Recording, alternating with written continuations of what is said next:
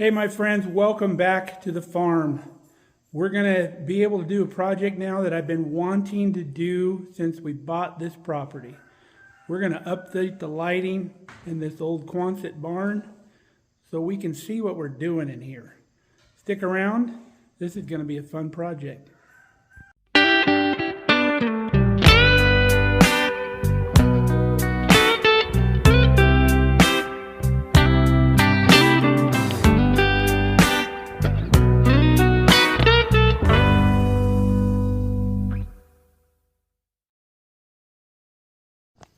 So here's our barn. It's about a 40 by 60, and there's only ever been 3 lights in this big barn. So you can imagine we have dark spots all over the place in here in the night or when there's low lighting conditions. We've done what we could to update the bulbs to get as much lighting as we can. I'll turn those on for you now. So I've got the biggest wattage LED bulbs that I could get, and it hasn't been so bad up front here, but like in the back, there's dark areas everywhere in here, and I've been wanting to update the lighting. So we got an email here a while back that going to be a game changer here on the farm, and we'll show you what we got. So we get a lot of inquiries here on the channel for collaboration, and most of the time it's stuff that we can't use or doesn't fit the genre of this channel, wouldn't be of any use to our subscribers. But every now and then something comes along that could be useful that we definitely would use here on the farm, and the information would definitely benefit our genre of subscribers here with our homesteading stuff.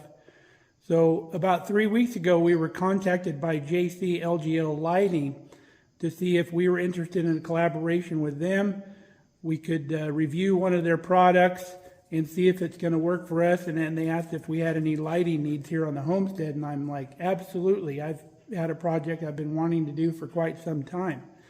So they said, well, let's get together and let's do this. So I'm going to show you what they sent out. I gave them the measurements of the barn, and they figured it all out for us, and they sent us this. They sent us 4 of their UFO high bay lighting for barns and commercial buildings and stuff. Super cool. They're switchable to 3 different watts. They go 90, 120, or 150 watts. They've got a hanger that goes here in the top. They plug into a standard outlet, and they're supposed to send out quite a bit of light. And with 4 of these down through the middle of the barn, we're going to put them up high so we can get as much benefit out of them as we can. So we're excited about doing this project. So what we are going to do and what we need to get ready for is we're going to put the lights up here towards the peak of the barn. So I don't have anything that can get that high other than an extension ladder, and I don't feel comfortable doing this with an extension ladder. So I have a friend that's going to bring over a skid steer and a scissor lift where we can get up there, but I need to get ready for that process. So there's some stuff I got to do. I want to cut some wood pieces to go across where the peak is up there to hold the lighting on. We need to put boxes, electrical boxes up there, and then we need to run wires across and down to where I have the electrical line going down this kind of rafter thingy here going down the side. Now I have these uprights here. I'm going to kind of coincide the lighting where these uprights are so I can bring the wires down to that rafter kind of ceiling joist there. But back here in the back, it seems I'm like missing a set of those uprights. I have them every 3 bays, but here there needs to be another one added, so we need to add those too. So we got to get some stuff done before our friend gets here with that equipment, so we're not keeping him forever. And then once we get the wires ran down to this area, I can do this from a ladder. So I'm going to get the tractor out. We'll put the pallet forks on. We'll put on our work platform here to where I can get up and measure the board that I need to add over here on this side. Might even be able to screw it on, I'm not sure. But let's get that going. You can see our work platform gets up to where we can work in this area here, but nowhere near gets us up to the top. So now that we have this on, there's a couple things I want to do before we get started. I have a bunch of wood, some old wood left by the previous owner. That's some really nice old barn wood and old growth lumber that I need to take down because it's going to be in the way, and I want it down to where I can access it anyway. So while the work platform's on the tractor, I'll have Kelly come out and help me. We'll get this wood down, and then I might even use some of this wood for the pieces that I need up here in the rafters.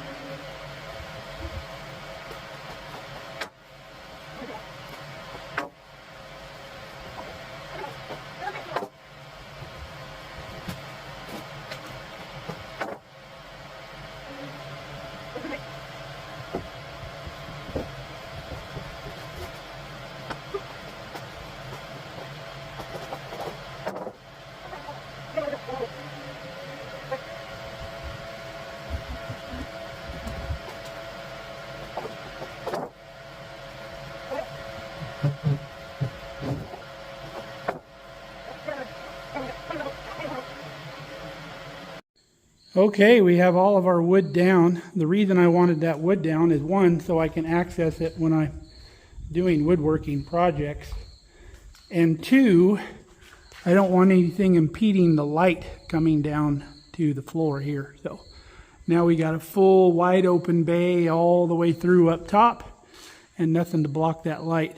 So I'm going to stack this wood back out of the way here against the wall, and then we'll get ready to do some more stuff.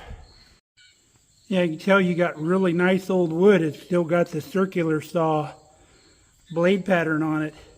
All wood nowadays is sawn with a bandsaw that puts vertical marks, if you can see the marks at all. Well, we got the wood much more accessible down here, stored behind the tramper. So now what I think I'm going to do is take advantage of the open floor here and clean up some of this dirt the tractor drags in, get it all nice and clean for our project.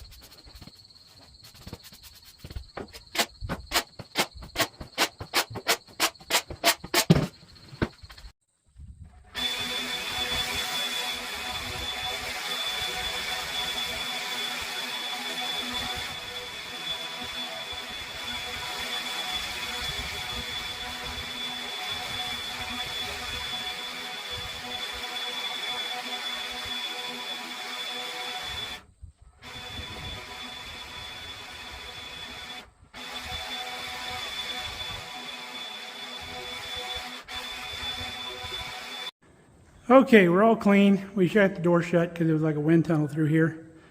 And let's get back to the lighting project. Sorry, I went squirrel on you. So I need to cut our extra support here 74 inches, so let's go get that cut. Got our 74-inch piece cut. It's going to go right there. So now, need to figure out what length this piece is going to be there. So I'm guessing those, what do they call them, purlins, are about 2 feet apart with about a foot in the middle there. So we're going to cut our pieces probably 5 feet long, and we're going to need 4 of those. Got our 4 2x4s cut.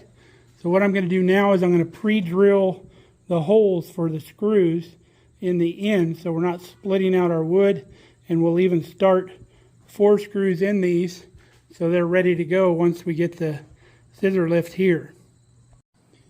Got our 4 boards. We got all our screws started in the ends. We started setting up the middles here. I went and checked my electrical stash. I only had 2 nail-on boxes, but I have all 4 plug covers. And then I had plenty of these eye screws. All those auctions I go to, folks, this is where I put that stuff to work. Projects like this. So we need 2 more nail-on boxes. I don't have any outlets, so I need to get 4 outlets. But before I go to the hardware store, I want to make sure I have enough Romex to do what I need to do in case we need to pick up some more of that. So we've measured out in the barn. We need roughly 16 feet of Romex for every light. So that's 4 pieces, 16 feet long. I think we're going to be able to get that out of this. Again, this is stuff I get at auctions, folks. Much, much cheaper. Go try to buy some Romex downtown, and you'll see what a sweet deal those auctions are. We had plenty of Romex. It's 3 different colors, but that's fine. And then I have a piece of 220 cable, which we're going to need. So let's go out and look what else we're going to need. So the wire that travels this joist here is a 220 wire. And the reason it's a 220 wire, it gives us 2 hot wires, because from the panel up here in front, there's an electrical plug back here on the back wall. So not only does this cable run the lights, there's also a power wire that goes back to run that plug. It's 2 separate legs of 110 volt. So we're going to be breaking into this wire at every intersection where there's going to be a light. So we're going to need a junction box right there. And eventually this wire is going to keep getting shorter and shorter. We're going to need a chunk of 220 wire to make it to that last electrical box, which we have. So we're going to need 4 junction boxes also, and 4 junction box covers. So let's get to the store and get what we need. Might even grab some lunch while I'm in town. Woohoo! All right, we are back with a whole bucket of fun. So pitter patter, let's get at her. Got our other 2 boxes on, so now what we're going to do is we're going to take our Romex and we're going to pre-wire all these boxes and leave 16 foot of Romex hanging out of it. We'll put the plugs in, we'll put the covers on. These things will be race ready. As soon as they're screwed to the rafters, they're done. All we got to do is hang the light and then run the Romex down the rafter. All right, if you've never wired a plug, we're going to show you how to do it. We've got our Romex running into our box. We need to strip off the outer cover. You want a bare enough wire to where it'll get you out of the box far enough to work on this plug if you need to work on it in the future. If you just wire it up right on the end and shove the wire back through, that plug's going to be too tight and it won't give you any working room. Now when you're stripping the outer cover, use a little razor knife, go right down the middle of the Romex. Stay in the middle, because that's where your bare copper ground is, and you're not going to hurt any insulation by doing that. If you're off to one side or the other, you could be cutting the insulation off of your other wires, which is not good. Once you have your wires stripped out of the main insulator, then you want to strip about 3/4 of an inch of your black and white wire using some wire strippers. 14 gauge wire, so use the 14 gauge slot, 12-14. Strip that wire right off, and then we're going to take a pair of needle nose pliers and we're going to twist a small loop in the end of this wire to go on the terminals of our outlet. Okay, we got our loops made. Now you want to make your loop to where they're wide enough to go around the post of the screw. So make sure that they're not too narrow. And the way you do that is where you put it on the needle nose pliers. You put it down here, it's going to be too tight. You come up to about here, you'll be wide enough for that screw. So all these are ready to go. So now which wire goes where? Your outlet has a set of gold screws on one side and a set of silver screws on the other side. Your black wire goes to the gold screws. Your white common wire goes to the silver screws. Your black wire is the hot, your white wire is the common, your bare copper is the ground, which goes to the green. Now the easiest way to remember it, the darker color wire goes to the darker color screws. It's an easy way to remember. So this outlet is set up to where one wire from the circuit runs this whole outlet. Now this outlet has the capabilities to run two different circuits, and let me explain why you would want to do that. Say you have two pieces of power equipment in the same location and they run too many amps to be on the same circuit. So what you could do is put them on separate circuits through this same plug. So what you would do, see this little metal tab right here? Right now, these are connected. So whatever power you run into, it doesn't matter which screw you use, it's going to power both of these outlets. If you were to break this little tab off with a pair of pliers, it now makes each outlet independent. So if you wanted to run two separate circuits to this same plug, say you didn't want to put a bunch of plugs in because you got two different machines, you could run two wires to your box, two sets of wires. You put one black wire here, one black wire there, one white wire here, one white wire there. Make sure they're coming from the same wire, the black and the white. One set for the bottom, one set for the top. And then you have two circuits in this plug. And you can run two separate pieces of machinery and not overamp one circuit. But we're going to leave that together, so anything you plug in runs off this same wire. So there's a way that you put these onto the screws. So see how the wire's bent. You know this screw turns to the right to tighten. So you would want to put your loop in this way. So as you tighten the screw, it's not wanting to force the wire back open. It's actually kind of pulling it in as you tighten it. Otherwise, if you put it the wrong way, it'll want to open this up. So always make sure righty-tighty, and that's the way you go over the top of the screw. So let's get these all connected. Now once you get your wire on, and if it's not tight enough, just take your needle nose pliers, put in here, give it a little squeeze like that, and then it'll go right around that screw. Now all of our wires are connected. We got the white to the silver side, the black to the gold side, the ground to the green screw. Now you see these little nubs right here coming off of the box. You want to make sure your wire's tucked in behind that little nub. That's what it's for. It keeps your wire from wiggling out. It keeps it from pushing out this way. So our wires are in there nice and tight. I'll even come through, like I said, with the needle nose and kind of squeeze that a little bit so it gives a little more protection. So this is ready to go in our box. We'll pull the wire back through to where this is in the box about right there. And then we'll fold this wire and put the outlet right in here. That way, if we ever need to work on it again, you can pull that out and you have a little room to pull the wires out. Here we go.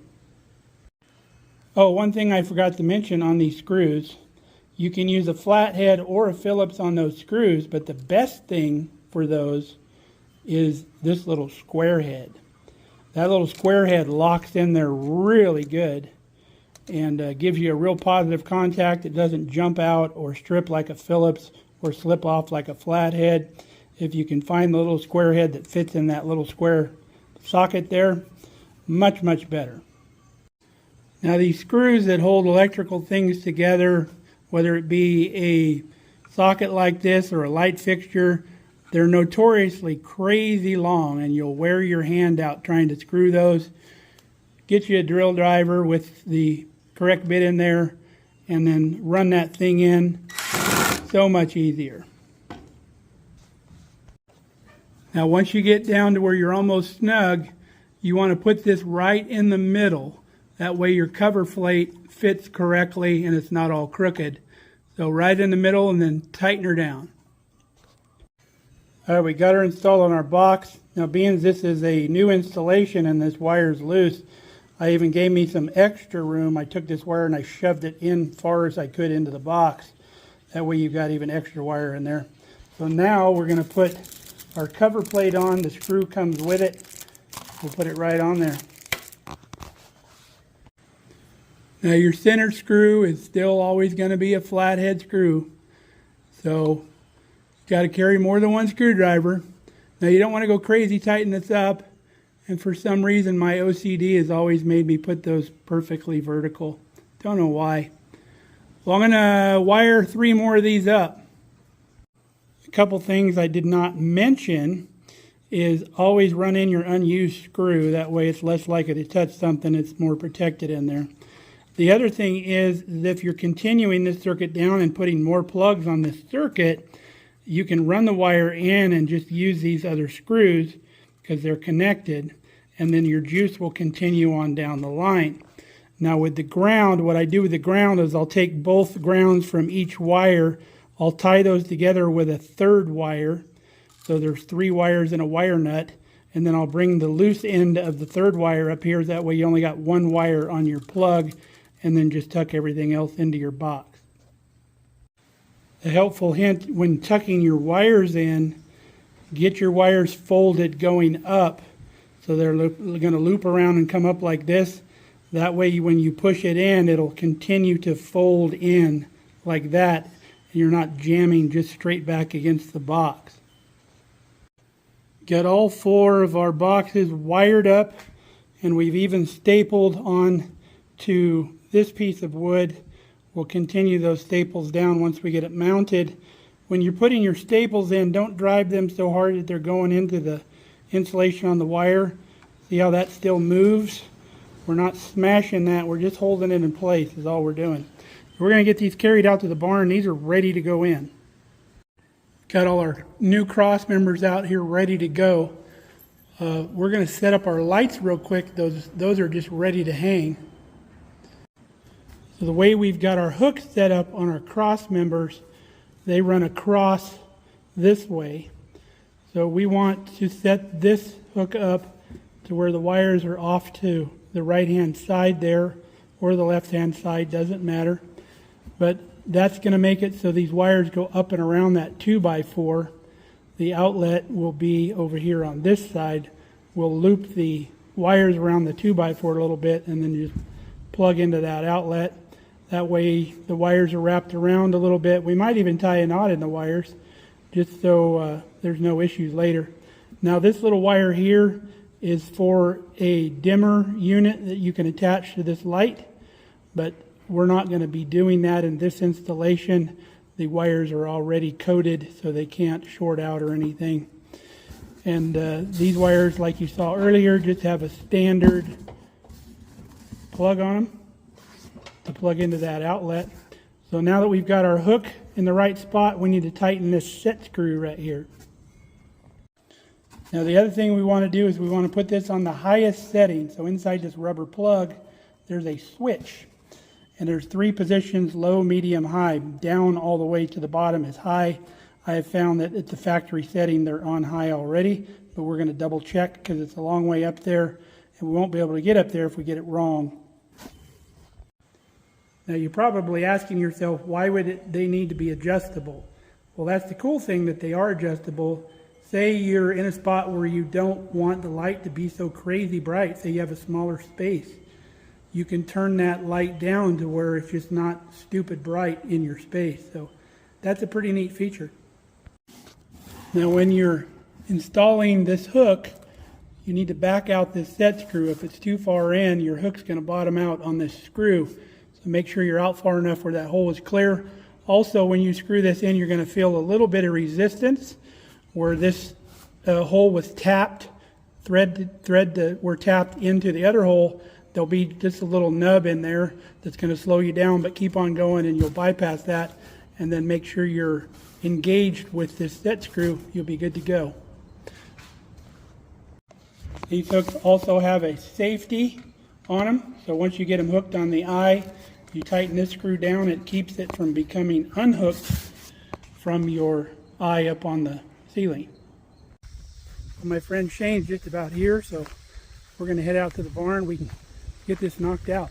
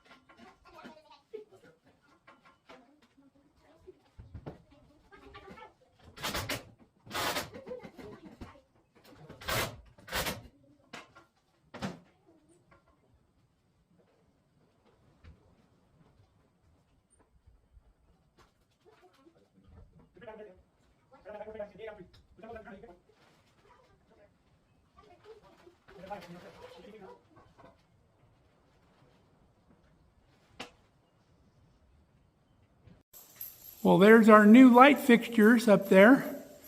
High bay lights, so we put them high in the bay, obviously. And I know you want me to flick the switch right now, but we're not wired down here yet. That's for tomorrow. So we'll see you tomorrow. We'll give these things a test. All right, folks, next day. Got a kind of an overcast day out here. It's nice and cool, so it's going to be a good working day.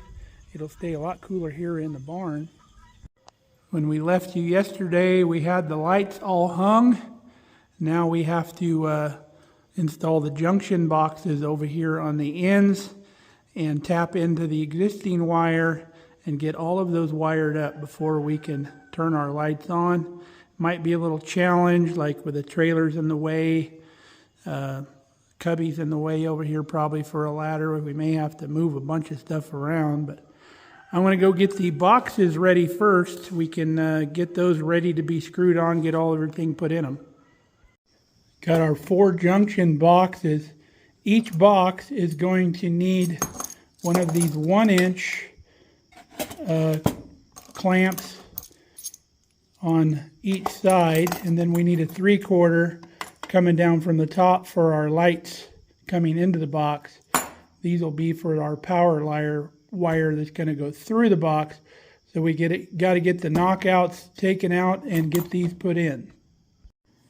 All you got to do is hit them with a hammer and knock them in here, then get you a pair of pliers, twist them around, they come right off.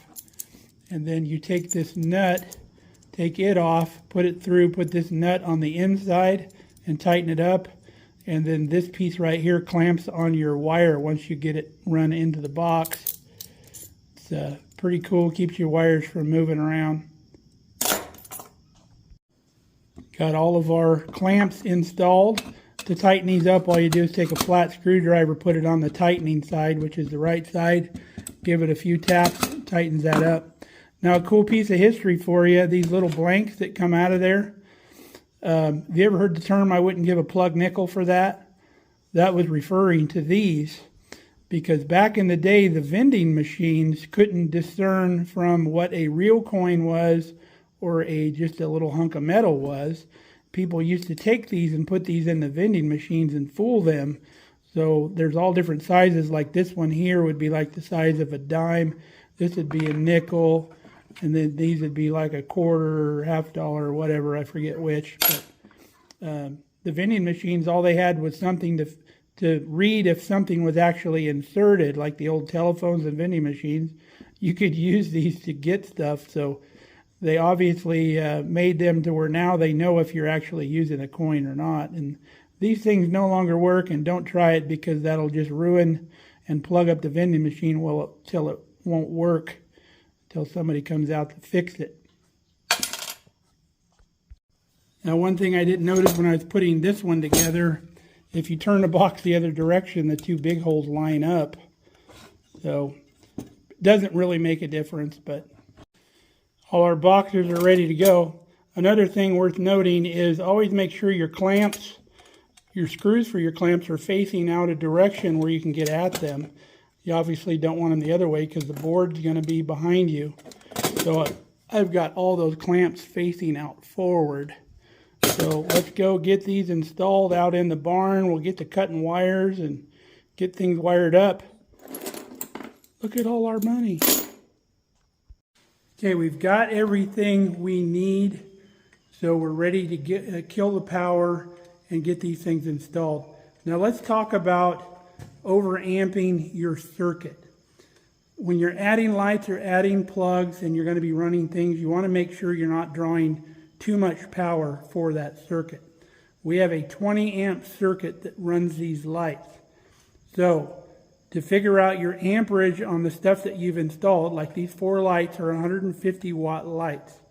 You take your watts and you divide them by the volts. There's 120 volts. So you're going to get 1 point something when you do that math. So if you figure all 4 lights, that would be 4, and the points would add up to less than 1. So let's just say 5. We're going to be using 5 amps with these 4 lights. So even if we use the 3 that are still here, the original 3 lights, which are 150 watts, say we'd add another 3.5 for that. So we're only using about 8.5 amps on this circuit of the 20 that we have available. So we're well within the limit. So always make sure you don't overamp your circuit because that causes problems. If you find that you're blowing fuses or popping breakers, you've got issues, and maybe you need to run an additional circuit and split those lights up onto 2 different circuits. Now the other thing we want to do is we want to make sure this thing is good and dead. So we have our little circuit tester here. It's got a test where you push the button, turns red, means the battery's still good. So if we go over here to this plug circuit and turn it on and put it in here, see how it even when it gets close to it, I don't even have to plug it in. It senses power in there. So we want to kill our power. Make sure you don't have any power before you work on electrical, especially if you're cutting wires and doing stuff like that. So the barn out here still has the old screw type fuses, and then behind here you have the big long fuses that I'll show you here in a second. We haven't upgraded the barn yet to breakers. So if we pull both of these 2 mains right here, pull that out, and you can see those fuses, and I'll put them in the same order as we pulled them out so I don't mix them up. So that should kill all of our power here in the barn. So let's test our outlet here again. No power. You saw that little flash, that's from me coming on and off the button. But no power there. And then let's turn the light switch on. Lights do not come on, so there's no power in that line. Now if your tester doesn't have that feature where the light comes on, go to a circuit you know that is live and test it and make sure your tester's working. Got the back door open to get additional light in here because our lights no longer work, and it'd be dark back here anyway. So we're going to start cutting wires and installing those boxes. Now what I failed to realize yesterday, which is pretty silly, 2 of our lighting wires have boxes close enough where instead of installing a new box, I can just bring the wire over and run into this existing box. And same thing down there on the back side of the trailer. So we're only going to have to install 2 boxes. All right, we've got the box open here. Let me show you what's going on. So remember I told you that there was 2 power wires coming down the line. One is for the plug on the back wall, and the other power wire is utilized for the lights. So whatever wires are tied together, which in this case are these black wires, this wire does not go to the light fixture. It's just tied this wire to this wire. That's the power wire going all the way through. So we don't need to touch this black one. We can tuck it back up into the box. They're utilizing the red, which if you have a second power wire, it's always red. If there's only one wire, it's usually black. You'll have a black, a white, and a ground. So they're using the red for the lights, so all along the line, we know the red wire is the one we want to use, and this is the common wire here. So all we have to do is add a wire to each one of these wire nuts right here, this wire that we ran down from the lights, and then the ground they have screwed up into the top of the box. I don't know if you can see that up in there. And then all we have to do with our ground wire, since this is a metal box, we can just add another screw and it'll ground to the box because the box is grounded.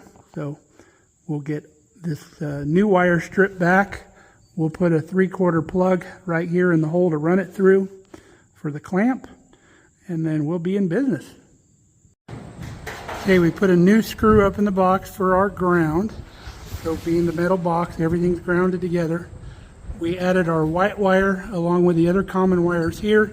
We added our black hot wire to the new light into these reds that are the hot. You can see there's 4 wires in each.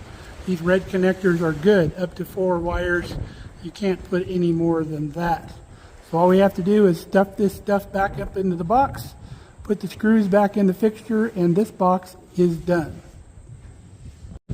Now the other thing you want to make sure of is there's no wires above where your screws go into the box, because you don't want your screw to go in and pierce one of these wires and maybe short out your box. Okay, this box is done. You can see we left a good future loop here in case anybody needs any slack, just like whoever installed this did. This is going to benefit us later. Instead of having to add new wire down there, we can just loosen up the staples and pull some of this slack down, and we'll have enough to connect everything in the boxes. I'm not going to reinstall this light because I'm going to take it, we're going to use that in the shop. And we shouldn't need this light down here anymore. Also, if you didn't know, your ladder has slots up on top to hold tools, even a little tray to put screws and stuff in, so you don't have to carry that stuff around with you.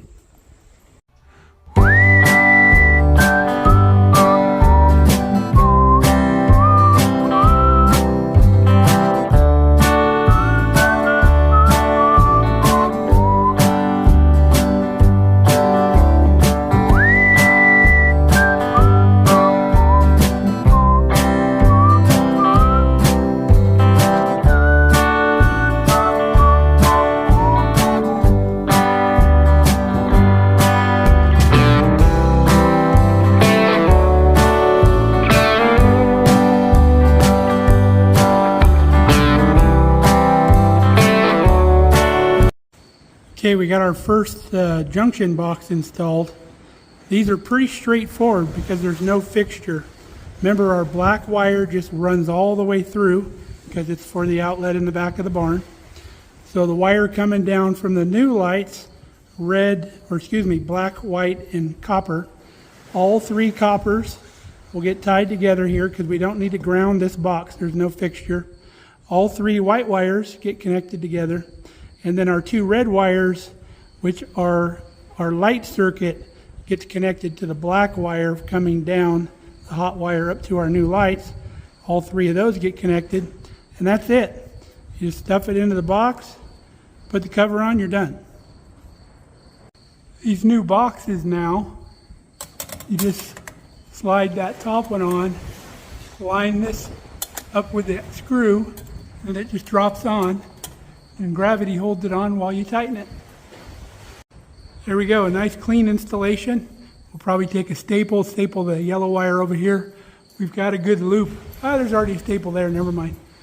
But one more of these box to install, and then we're done. Okay folks, all of our ladder work is done. We have all our connections made. We've got our fuses put back in over here. Let's flick the switch and see what it looks like. Wow! What a transformation that is. We got a light in the barn. Lots more than we did before. The true test is going to be tonight when it's dark. So let me put my tools away and we'll come back when it's dark.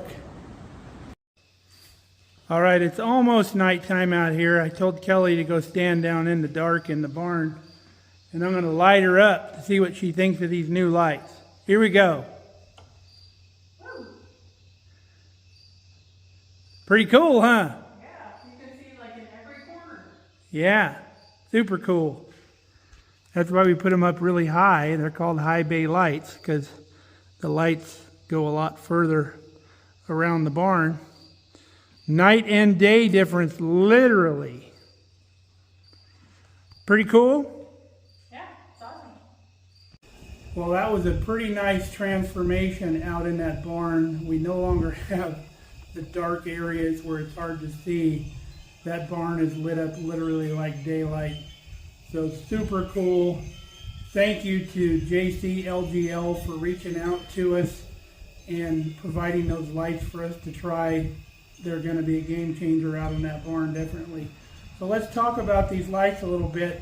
They're 24,000 lumen lights, 150 watt lights. They're switchable, so you have 3 different wattage levels. In case you have a smaller space, you can dim them down a little bit. You have a 120 degree beam angle on those, so they're going out in a real wide pattern. So it reaches all the corners of your barn or whatever building you're putting them in. It goes out quite a distance. You don't lose any light on the way to the ground because it's just as bright on the ground as it is up there. It's pretty cool. They're waterproof and dust proof. They're made for wet locations. They're made out of heavy duty die cast aluminum, and aluminum is a very good conductor for heat. So they dissipate heat very well, being aluminum like they are. Because they're LED, they use 80% less electricity. We went through our whole house when we bought this place and put all LED lights in it because there's a huge savings on electricity with LED. And we're going to give you the link at the end of the video here. We're also going to put the link in the description. They make just about any kind of light that you can imagine for, buildings, outdoors, yard lights, whatever. If you click on that website, you'll be able to click on whatever kind of light you're interested in and see all the different kinds of lights. Now these lights, they claim they're good for 50,000 hours. So if you were to use this light up to like 4 hours a day, that's 34 years worth of lighting. So that's a good long time. The installation could not be easier. Yes, we had to do a lot of setup, but if you've already got outlets in your space that you're going to put them in, all you pretty much got to do is have a hook to hook them on and plug those in. They come with a safety cable if you need it, if you're like in a windy location or something. If something was to go bad and for some reason the light would fall off the hook or the hook break or something, it's got that safety cable to keep your light from crashing down and breaking. There's a 5-foot power cord on the light, comes ready with the 3-prong plug. It's pretty cool. There's a 5-year warranty on this light. That's pretty crazy. Usually something like this, you get 30 days at the most, but 5-year warranty, you're definitely going to know if there's something going to go wrong with this light in 5 years. Now, like anything else, any other product review that we do, we look on Amazon. These are sold on Amazon, but I recommend you go to the website. Customer service on these folks looking through the reviews is really good. Their reviews on Amazon are anywhere from 4.8 to 4.9 because there's a lot of different listings. These lights are sold in 10 packs, 4 packs, 2 packs, 1 pack. You can get a whole box with 10 lights in it if you want. So I look at the bad reviews as well, and the bad review I could find was a 3-star review, and they gave it a bad review because they said the light was too bright. Really doesn't apply in our application. We want it as bright as we can get it. So they probably had it in too small of a space and probably should have bought somewhat less of a light. So all in all, I'm very pleased with these lights. I think they're gonna serve us well in the future, and I recommend if you have a lighting issue, these lights work better than any fluorescent or anything else you could do.